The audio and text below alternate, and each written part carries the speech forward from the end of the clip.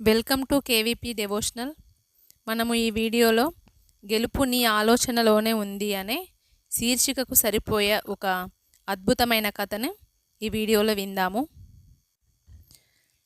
ఒక గ్రామంలో ఇద్దరు మిత్రులు ఉండేవారు. ఒకరి పేరు రాము, మరొకరి పేరు సోము. ఇద్దరు కలిసి ఒక కొత్త వ్యాపారాన్ని ప్రారంభించాలని పక్కనే ఉన్న నగరానికి బయలుదేరారు. నగరానికి వెళ్ళే దారిలో ఒక పెద్ద నది ఉంది. దురదృష్టవశాత్తు ఆ రోజు నదిలో నీటి ప్రవాహం చాలా ఎక్కువగా ఉంది. నది దాటడానికి ఉన్న ఏకైక చిన్న పడవ కూడా విరిగిపోయి ఒడ్డున పడి ఉంది. విరిగిపోయిన పడవను చూడగానే రాము నిరాశ చెందాడు. చూశావా సోము, మన అదృష్టం అస్సలు బాలేదు. ఈ నదిని దాటడం అసాధ్యం. మనం ఇక్కడే ఆగిపోవాలి, లేదా ఇంటికి తిరిగి వెళ్ళిపోవాలి.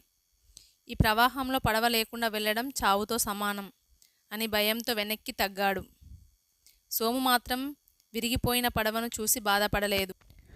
రాము, పడవ విరిగితే ఏమైంది? పడవను తయారు చేయడానికి కావలసిన కలప ఇక్కడే ఉంది కదా. మనం దగ్గర పనిముట్లు ఉన్నాయి. మనం కలిసి ప్రయత్నిస్తే ఈ పడవను బాగు చేయవచ్చు, లేదా కొత్త తెప్పను తయారు చేయవచ్చు అని ఉత్సాహంగా అన్నాడు. రాము నిరాశగా ఒక చెట్టు కింద కూర్చొని ఉండిపోయాడు. కానీ సోము మాత్రం గంటల తరబడి శ్రమించి విరిగిన పడవ ముక్కలను అమర్చి ఒక బలమైన తెప్పను తయారు చేశాడు. ఆ తెప్ప సహాయంతో సోము సురక్షితంగా నది దాటి నగరానికి చేరుకున్నాడు. అక్కడ గొప్ప వ్యాపారవేత్తగా ఎదిగాడు. రాము మాత్రం అవకాశం రాలేదు, అదృష్టం లేదు అని నిరంతరం బాధపడుతూ ఆ పాత గ్రామంలోనే ఉండిపోయాడు. ఈ కథ ఇచ్చే సందేశం, మన జీవితంలో ఎదురయ్యే సమస్యలు మనల్ని ఆపడానికి రావు, మనలోని ప్రతిభను బయటకు తీయడానికి వస్తాయి.